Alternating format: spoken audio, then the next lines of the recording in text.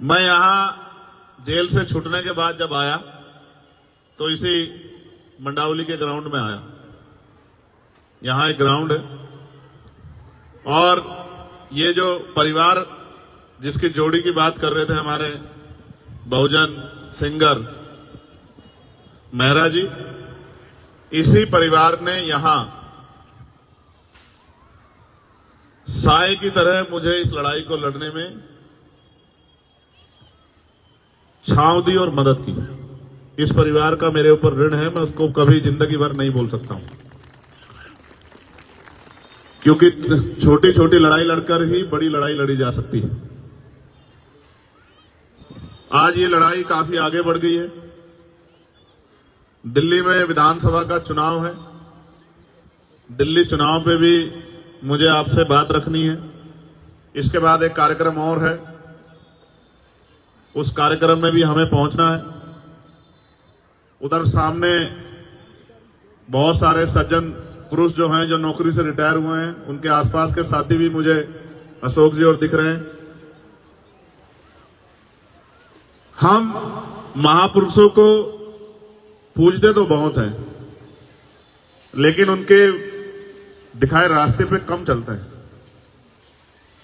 अगर हम महापुरुषों को पूजने के साथ उनके दिखाए रास्ते पे चलना शुरू कर दें तो शायद हमें किसी परेशानी के लिए किसी के आगे हाथ ना फैलाना पड़े, क्योंकि डॉक्टर बाबा साहब अंबेडकर भारतीय संविधान में इस तरह की व्यवस्था कर गए हैं कि जो आदमी गरीबी, बेबसी, लाचारी और बहुत बुरी हालात में पैदा हुआ है, वो भी आगे बढ़ के प्रदेश और देश में अपना अपने क्षेत्र का नाम भी रोशन कर सकता है, क्षेत्र की, प्रदेश की, देश की सेवा भी कर सकता है और लोगों की जिंदगी भी बदल सकता है। इसके उदाहरण के लिए आपको कहीं और जाने की जरूरत नहीं है। इसका जीता जागता उदाहरण मैं चंद्रशेखर आजाद आपके सामने हूं। हमने दिल्ली में बहुत सारे आंदोलन किए, लड़ाइयां लड़ी। जितनी हमारी उम्र भी नहीं है उससे ज्यादा, कई गुना ज्यादा आंदोलन देश के स्तर पे हम लोगों ने किए। और आंदोलन सिर्फ जनता की भलाई के लिए, अपने व्यक्तिगत किसी भले के लिए शायद कोई आंदोलन ना किया। ये संघर्ष का एक पहलू है। लेकिन जैसे मैंने कहा कि उदाहरण के तौर पे आप मुझे देख सकते हैं, तो उसका उदाहरण यह है कि 1 साल पहले हम लोग सड़कों पर थे। हर आंदोलन में शामिल होकर लोगों को न्याय दिलाने का काम करते थे। और जब हम आंदोलन करने जाते थे तो कभी पुलिस हमें घर पर अरेस्ट कर देती थी, कभी किसी जगह पर अरेस्ट कर देती थी, कभी बैरिकेडिंग लगा देती थी। और 1 साल पहले हमने अपनी कोर कमेटी के साथियों के साथ संकल्प किया। ये संकल्प तो मैंने 6 दिसंबर 2020 को भी किया था, लेकिन तब पार्लियामेंट का चुनाव जा चुका था कि इस बार इस संसद के दरवाजे खुलेंगे तो इसमें एक कदम आजाद समाज पार्टी और भीम आर्मी का भी रखा जाएगा। और जब इस बार 24 में दरवाजे खुले तो जो कमिटमेंट हम लोगों ने किया था अपने साथियों से, उस कमिटमेंट को आगे बढ़ाने का काम हमने किया। क्योंकि हम लोग उत्तर प्रदेश में 2 ही सीटों पर चुनाव लड़े थे। एक सीट पर हमने चुनाव में जीत हासिल की और दूसरी सीट पर हमें 80,000 से ज्यादा वोट मिले। मैं ये बात आपको इसलिए कह रहा हूं कि कल तक जिनकी सुनवाई नहीं होती थी, आज भारतीय संविधान में जो संवैधानिक शक्ति हमें दी है, उस शक्ति के आधार पर जो कल तक दूसरों के लिए न्याय मांगता था, आज उसकी कलम में इतनी काम कर सकता है, न्याय दे भी सकता है। ये छलांग बाबा साहब अंबेडकर के संविधान ने शक्ति के रूप में हमें दी। कल तक हम लोगों से मांग करते थे कि इस क्षेत्र में काम करा दो। आज संवैधानिक शक्ति की वजह से एमपी बजट हमारे पास है कि हम अपने क्षेत्र में जिस गली सड़क को देखते हैं कि इस गली सड़क के बुरे हाल हैं, तो चंद मिनटों में अपने क्षेत्र के अधिकारियों को कह के अपने बजट से उस सड़क को बनाने का प्रस्ताव जो है पारित करते हैं। और 1-1.5 महीने के अंदर वो सड़क, जहां गारा, मिट्टी, कीचड़, गंदगी परेशानियां होती है, वो इस तरह की बनकर खड़ी हो जाती है कि उस सड़क पर चलते हुए आदमी जूते भी ना हो तो नंगे पैर चलते हुए अपने आप को अच्छा महसूस करता है कि हमारी सड़क अच्छी है। ये अवसर अगर पैदा हुए हैं तो ये संवैधानिक शक्ति इसके आधार पर पैदा हुए हैं। जैसे पढ़ लिखकर हम लोग, अगर हमारे दादा परदादा गांव में खेती किसानी मजदूरी सफाई का काम या और भी कोई काम जिसको कर कर अपना जीवन गुजर बसर करते थे, लेकिन आज इस देश में संविधान की वजह से अवसर है कि एक किसान मजदूर गरीब परिवार का बेटा भी पढ़ लिखकर डॉक्टर इंजीनियर आईएएस आईपीएस वकील जज बन सकता है। आज अगर झोपड़ियों से निकल के ये महलों तक का सफर तय हुआ है तो ये बाबा साहब अम्बेडकर के 4-4 बच्चों की कुर्बानियां और भारतीय संविधान में जो अधिकार शक्ति हमें मिली है ये उसी की वजह से संभव हो पाया। लेकिन मैं ये सोचता हूं एक डॉक्टर इंजीनियर आईएएस आईपीएस बनने के लिए तो कई साल मेहनत करनी पड़ती है, 10-12 घंटे खर्च करने पड़ते हैं, ये तो मेहनत का काम। और लोकतंत्र जब नहीं था, राजतंत्र था, तो राजतंत्र में तो उससे भी कठिन था। उसमें युद्ध होते थे, तलवारें चलती थी, भाले चलते थे, बंदूकें चलती थी, तोपें चलती थी, हजारों लोग जान जाती थी, धरती रक्त रंजित हो जाती थी, तब जाके राज बदलता था। अब तो बाबा साहब अम्बेडकर के आशीर्वाद से पहले बैलेट का बटन दबा, बैलेट में मोहर लगाकर और अब ईवीएम का बटन दबाकर आप इस राजकाज को बदल सकते हो। कितना आसान कर दिया। लेकिन जैसे मैंने कहा कि पहले युद्ध करने के लिए तलवार चलानी सीखनी पड़ती थी, भाला चलाना सीखना पड़ता था, बंदूक सीखनी पड़ती थी, बंदूक खरीदनी पड़ती थी, तलवार खरीदनी पड़ती थी, तोप खरीदनी पड़ती थी। अब तो कुछ भी नहीं खरीदना, अब तो बस अपनी उंगली को इतना तैयार करना है कि जिस बटन को दबाकर हमें शक्ति मिलती है उसी बटन को दबाना, बस दूसरा बटन नहीं दबाना। इतना छोटा सा काम। हमारे महान पुरुषों ने तो ये भी कहा कि राजनीति में हिस्सेदारी नहीं करोगे तो उसका सबसे बड़ा नुकसान ये होगा, उसका सबसे बड़ा दंड ये होगा कि अयोग्य लोग आपके ऊपर शासन करेंगे। हमारे लोगों ने इस बात को नहीं समझा, नहीं समझा। हमारे लोगों ने राजनीतिक शक्ति दूसरे लोगों के हाथ में दे दी और इंतजार करते रहे कि ये हमारी जिंदगी बदलेंगे। इसी का खामियाजा हम लोगों को भुगतना पड़ा। मैं आपसे कहना चाहता हूं, जो बहुत दिन पहले डॉक्टर बाबा साहब अम्बेडकर कह के गए थे कि political power is the master की, राजनीतिक सत्ता वो चाबी है जो आपकी सारी परेशानियों का हल कर सकती है। राजनीतिक सत्ता वो सुनहरी चाबी है जो आपकी सारी परेशानियों का रास्ता खोलकर आपकी जिंदगी को आसान कर सकती है। लेकिन हम लोगों ने इस बात को नहीं समझा और जहां जहां समझा वहां हमारे दुख तकलीफें भी खत्म हुई और हमें ताकत भी मिली। लेकिन नौजवानों में तो भीम आर्मी आजाद समाज पार्टी के साथियों ने संघर्ष करके ये भावना पैदा कर दी है कि अब वो कोई और बटन नहीं दबाना चाहते, वो अपनी मुक्ति का, अपने लिए शक्ति का बटन, आजाद समाज पार्टी का बटन दबाना चाहते हैं। ये भावना नौजवानों में तो भीम आर्मी आजाद समाज पार्टी के संघर्ष से पैदा हो गई। आज ये देखो, जो बड़ी बड़ी पार्टियां कभी जाती नहीं थी, जिनके पीछे खड़े होकर लोग राजनीति करते थे, हमने पिछले 7-8 साल से संघर्ष करके एक नया ट्रेंड बनाया है कि अगर आज कहीं कोई घटना होती है तो सारी पार्टी भागने का कोशिश करती है कि जाओ जाके दुख तकलीफें दूर करो। मैं कुछ घटनाएं रख देता हूं। हाथरस की घटना हुई, कोई जाने को राजी नहीं था। मैंने और हिमांशु जी ने मोर्चा लिया कि हम लोग हाथरस चलेंगे। हम लोग हाथरस के परिवार से विकट परिस्थितियों में मिलने गए। मोर्चा लगाया गया कि पुलिस को किस तरह से पुलिस की आंखों से बच के जाना है, और मोर्चा सफल भी हुआ। जब यहां पकड़े गए टोल पर छजारसी के, तो पुलिस के पकड़ने से पहले सरकारी बस में चले गई। सरकारी बस को घेरने से पहले कपिल जी के जरिए मोटरसाइकिल के रास्ते अलीगढ़ चले गए, और अलीगढ़ में जब मुख्य द्वार पर पुलिस खड़ी थी तो दीवारें को टाप के पिछले दरवाजे से अस्पताल चले गए। और फिर जब यहां हमारी बच्ची जो है, हमारी डिमांड पे हमने कहा एम्स ले आओ, एम्स की बजाय सफदरजंग लाई गई, तो सफदरजंग में जब उसके साथ अन्याय हुआ, उसकी जान चली गई और हम लोगों ने मोर्चा लिया, तो हमसे वादा करके पुलिस ने वादा खिलाफी की और हम लोगों को गिरफ्तार कर दिया और उस बच्ची का शव जो है जाके जला दिया। आप देखो, उससे पहले कोई जाता था कि हमारी बस्तियों में? अगर जाता था तो चुनाव के समय जाता था, क्योंकि चुनाव के समय हमारी उंगली में वो शक्ति होती है कि जिसे चाहे कुर्सी पर बिठा दे और जिसे चाहे जमीन पर पटक दे, किसी का भी अहंकार तोड़ दे और किसी भी गरीब को कुर्सी पर बिठा के उसके कलम में ताकत दे दे। ये शक्ति हमारे पास डॉक्टर अंबेडकर के संविधान से हमें वोट के रूप में मिली है। तो जाते तो थे लोग, लेकिन तब जाते थे जब हमारी जरूरत उनको होती थी, जब उनकी जरूरत हमें होती थी, तो हमसे मुंह फेर लेते थे। ये ट्रेंड अगर आज बदला है, चाहे संभल का मामला हो, चाहे हाथरस का मामला हो, और चाहे यही मैं नागल की गवाही देता हूं कि जब नागल में 9 साल के हमारी बच्ची पर जुल्म हुआ तो किसी की आंखों में आंसू नहीं आए। सबसे पहले हमारी टीम ने मोर्चा लिया, और जब हमारी टीम ने मोर्चा ले लिया तो यहाँ के मुख्यमंत्री की भी नींद खुली। उन्होंने कहा मैं भी जाऊंगा, और कांग्रेस के एक बड़े नेता ने कहा कि मैं भी जाऊंगा। मैंने कहा था वहां जाके कि अब चंद्रशेखर आजाद आ गया है, अब आप देखना कि हर नेता को लगेगा कि वहां जाना चाहिए। जो मीडिया भी उस घटना का नजरअंदाज कर रही थी, आपकी शक्ति के सामने मीडिया ने भी कहा कि अन्याय हुआ और उनको जेल जाना पड़ा। ये बात मैं आपसे इसलिए कह रहा हूं कि मैंने यहां सर्द रातें बिताई हैं, चाहे शाहीन बाग का आंदोलन हो या जामिया के बच्चों पर जब लाठियां पड़ी उनका आंदोलन हो, जिसके सामने हेडक्वार्टर का घेराव करके। और एक बात जो मुझे हमेशा याद रहती है कि जब हम रात को हेडक्वार्टर पे गए थे तो कुछ घंटों के बाद हमने जब वहां से चलने की कोशिश की तो एक भाई ने और एक बिटिया ने मेरा हाथ पकड़ लिया और मुझसे कहा कि भैया आप मत जाना, सब चले जाएं, आप मत जाना। तो सिकंदर साहब, मैंने कहा कि क्यों नहीं जाना?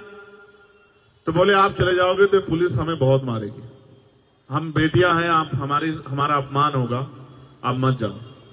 और मैंने हिमांशु जी से कहा कि भाई अब क्या करें?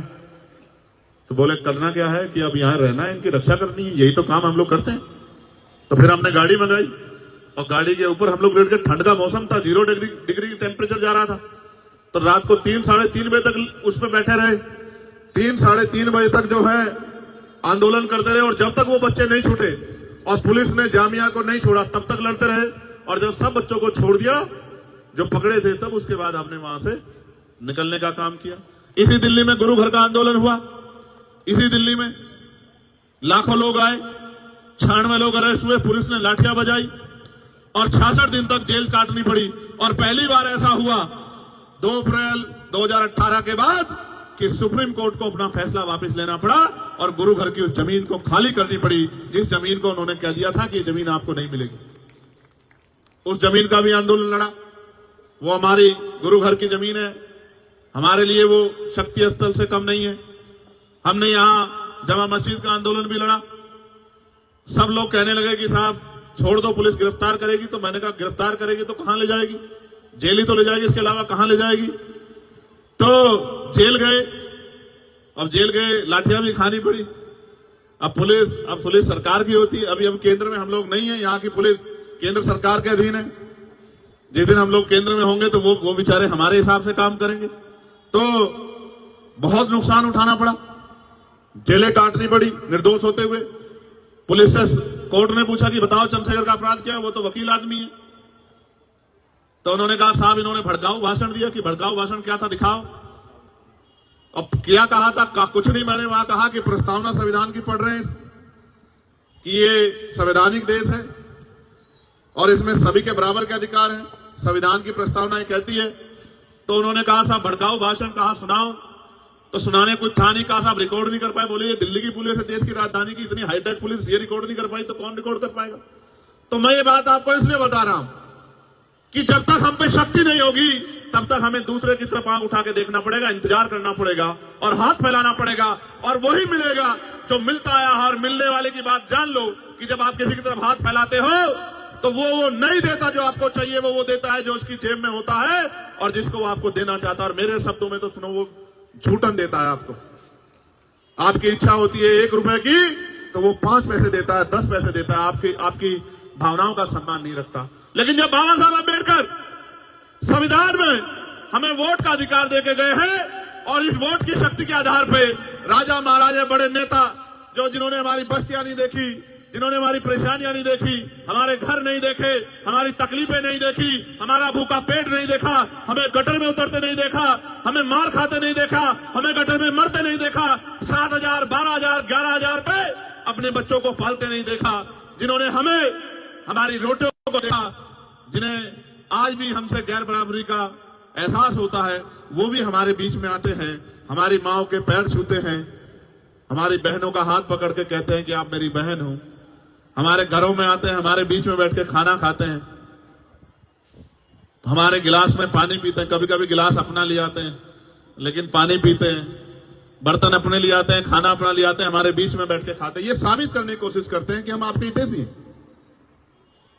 लेकिन जब आप पे जुल्म होता है, जब आपके अधिकार छीनते हैं, जब आप कहते हो कि ठेका नहीं होना चाहिए, संविदा नहीं होनी चाहिए, पक्की नौकरी होनी चाहिए जो संविधान कहता है, समान काम समान वेतन होना चाहिए, तो तब वो सब लोग घर भाग जाते हैं। मैं घटना और बताता हूं।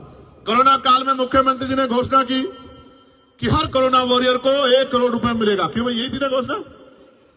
एक हमारा सफाई कर्मचारी भाई जिसका जीवन खत्म हो गया, उसके परिवार के पास हम गए, हमने कहा भाई मोर्चा निकलेगा। अब मोर्चे से बड़ी डरती है सरकार, मोर्चा निकलेगा।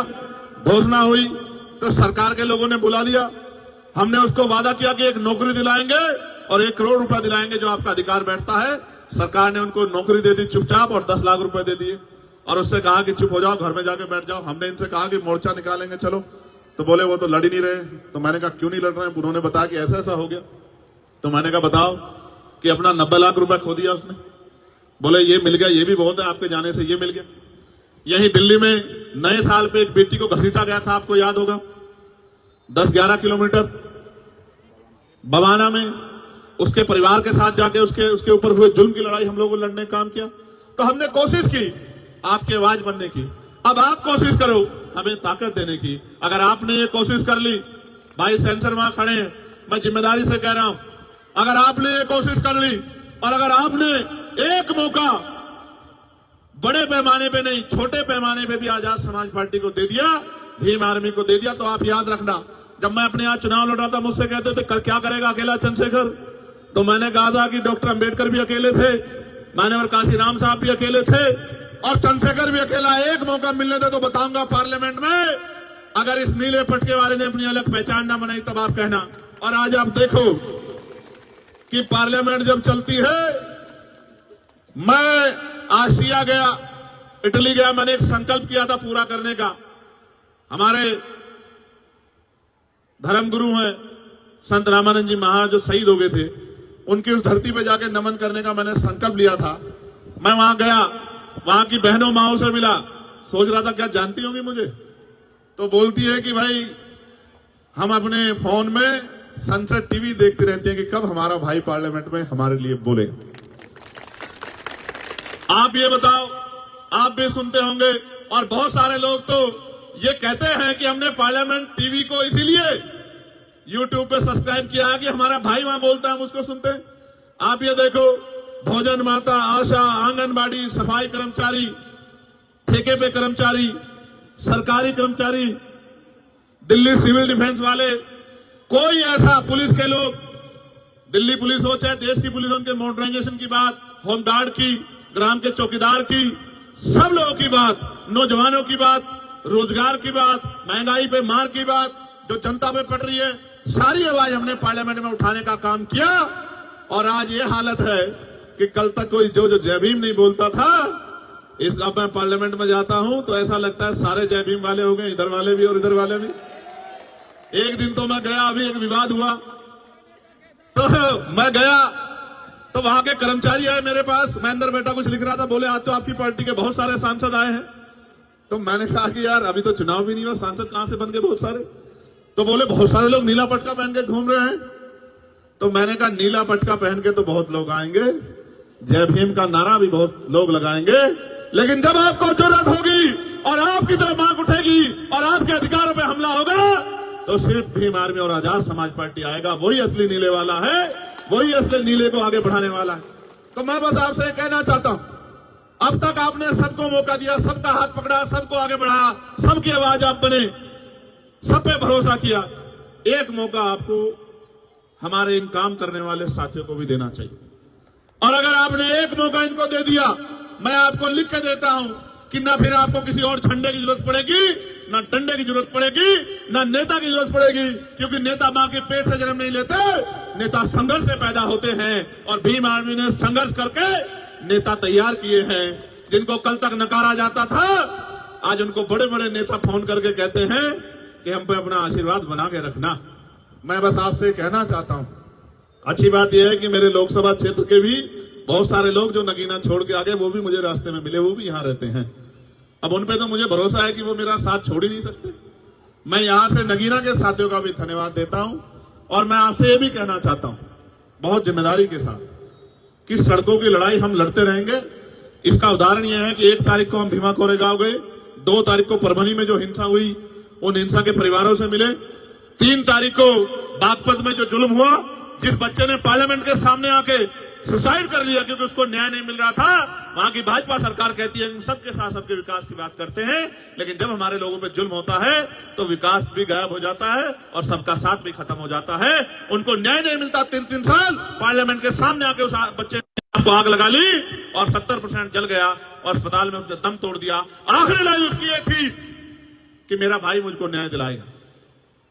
तकलीफ होती है, दर्द होता है कि उतनी शक्ति नहीं है, लेकिन मैं आपसे कह रहा हूं, अभी मैं परभनी गया, वहां सोमनाथ सूर्यवंशी की पीट पीट के पुलिस ने हत्या कर दी और उसके गम में हमारे एक नेता वोकाड़े साहब उस दुनिया में नहीं रहे, महिलाओं को पीटा, नौजवानों को पीटा, बहनों को पीटा, घर में घुस के बच्चियों को पीटा सरकार के इशारे पे। तो हमने कहा 17 से मोर्चा निकलेगा। आप शक्ति देखो किसे कहते हैं। मैंने कहा 17 से पैदल मोर्चा निकलेगा परभनी से और मुंबई मंत्रालय तक। तो कल चीफ मिनिस्टर के यहां से फोन पहुंच गया कि 6 तारीख को, मैं झूठ नहीं बोलता, आप पता करा लेना, 6 तारीख को दोनों परिवारों को मुख्यमंत्री ने बुलाया है कि मुख्यमंत्री जिनसे मिलना चाहते। इतनी शक्ति का निर्माण आज आपने पूरे भारत में कर लिया है कि आपकी एक आवाज पे सरकारों को सोचना पड़ता है। आप ये सोचो, ये तो तब है जब अभी संवैधानिक शक्ति उस पैमाने पे नहीं है। आप ये सोचो जिस दिन संवैधानिक शक्ति होगी। और उत्तर प्रदेश में तो मैं चैलेंज करके कहता हूं, जिस तरह की मेहनत उत्तर प्रदेश के साथी कर रहे हैं, 27 के चुनाव में हम वहां की सत्ता आपके चरणों में लाकर रख देंगे। इस बात का भी मैं आपको विश्वास दिलाता हूं। लेकिन मैं आपसे कहना चाहता हूं कि आपका आशीर्वाद भी हमें मिलना चाहिए। मिलना चाहिए, नहीं मिलना चाहिए? देख लो, मदद करोगे नहीं करोगे? नहीं, दोनों हाथ उठा के बताओ। नहीं, दोनों हाथ से बात नहीं बढ़ी, अपनी अपनी जगह पे खड़े होकर बताओ मदद करोगे नहीं करोगे? अच्छा, 1 मिनट बैठ जाओ। आखिरी बात बता देता हूं, ये मेरे कान में इन्होंने कुछ कहा। आप देखो, मीडिया के साथी भी यहां खड़े रिकॉर्ड कर लेना, जितनी योजनाएं सारी सरकारें चला रही हैं, दोबारा कह रहा हूं, फ्री बिजली, फ्री पानी, फ्री ये और भी कुछ टैक्सीज, उनकी सारी योजनाएं और उन योजनाओं पे भी प्लस करके, मैं किसी की योजना ना गिनाता, मैं संवैधानिक शक्ति को समझता हूं। ये जो बजट है ना जो आपके ऊपर लग रहा है, ये बजट आप ही की जेब से गया टैक्स के रूप में। आपका पैसा आपके ऊपर लगाना कोई बहुत बड़ा काम नहीं। अब तो चुनाव आएगा तो बहुत लोगों की पोल खोलने का काम करेंगे। एमसीडी वाले क्या कर रहे हैं, दिल्ली सरकार वाले क्या कर रहे हैं, बहुत लोगों की बात बताएंगे आपको। लेकिन आप ये सोचो, जितना ये आपको आज कह रहे हैं कि हम देंगे और दे रहे हैं, मैं इससे 4 गुने की गारंटी देता हूं, क्योंकि हमें कोई पैसा घर नहीं लगाना, अपने घर में नहीं लगाना है। आपके लिए आपका पैसा आप ही के ऊपर लगाना है। तो जो ये दे रहे हैं, इसके 4 गुने की गारंटी मैं आपको देता हूं। मैंने मांग की प्राइम मिनिस्टर से कि उस शिक्षा में स्कॉलरशिप मिलनी चाहिए। दिल्ली के मुख्यमंत्री ने पढ़ लिया, उनकी रिसर्च टीम ने अगले दिन उन्होंने कहा मैं बहुत बड़ी घोषणा बाबा साहब अम्बेडकर पे करना चाहता हूं, कल इस समय करूंगा। हमारे साथियों ने कहा कि मुख्यमंत्री जी को घोषणा, हमने कहा हमारा चार्ट उठा लो, 12 घोषणा में से एक घोषणा उसमें से ही होगी। तो कहा बाबा साहब अम्बेडकर शिक्षा को बड़ा महत्व देते थे, तो उस शिक्षा में हम लोग स्कॉलरशिप देने का काम करेंगे। मगर अब देखो कितने तेज है, गौर से सुनो, वो अपना एडमिशन करवा ले तो उनको बाकी सारी मदद हम लोग करेंगे। भाई ये बताओ, 12वीं तक के स्कॉलरशिप देके डॉक्टर बना दोगे क्या, इंजीनियर बना दोगे क्या, वकील बना दोगे क्या, जज बना दोगे क्या, क्या बना दोगे? बेवकूफ तो बना सकते, क्योंकि हाई स्कूल इंटर तो हमारा मरा गिरा आदमी भी रूखी सूखी खाके अपने बच्चों को करा ही देता। अगर करना है इस देश में, जो बाबा साहब अम्बेडकर कहते थे आपको बिजली फ्री दे देंगे, पानी फ्री दे देंगे, रोटी अनाज दे देंगे, लेकिन आपके बच्चों को एजुकेशन नहीं देंगे, क्योंकि एजुकेशन सवाल को जन्म देती है। और जिस दिन आपके बच्चों को शिक्षा का अधिकार मिल गया और मुफ्त शिक्षा मिल गई और गुणवत्तापूर्ण शिक्षा मिल गई, आप याद रखना, आपका रास्ता कोई नहीं रोक सकता। इसका उदाहरण डॉक्टर बाबा साहब अम्बेडकर है कि ये ना चाहते हुए भी बाबा साहब अम्बेडकर संविधान सभा में भी गए और कानून मंत्री भी बने। इसलिए मैं आपको कहना चाहता हूं, मैंने पार्लियामेंट में कहा था कि समान शिक्षा पॉलिसी लागू कर दो। मैं सत्ता पक्ष को भी कह रहा हूं, विपक्ष को भी, अगर आप इतने अच्छे हो तो करो समान पॉलिसी लागू। अगर बाबा साहब समान शिक्षा पॉलिसी लागू, अगर बाबा साहब अंबेडकर को नेता मानते हो, बाबा साहब अंबेडकर की बात को मानते हो, समान हेल्थ पॉलिसी लागू करो कि गरीबों का इलाज भी क्या तो सारे प्राइवेट स्कूल अस्पताल गरीबों के लिए भी खुले मुफ्त में, या सबका इलाज सरकारी अस्पताल में हो और इलाज बेहतर से बेहतर होना चाहिए कि पैसे की कमी कारण किसी की जान ना जाए।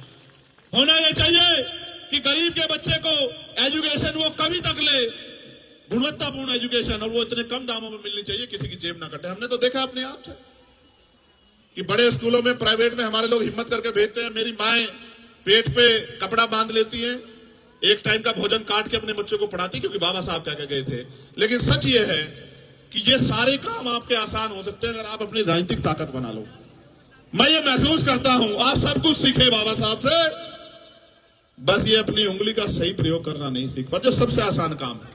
इस उंगली का सही प्रयोग करना सीख लो, आपके बच्चों के और आपके तरक्की के रास्ते खुलने में बहुत देर नहीं।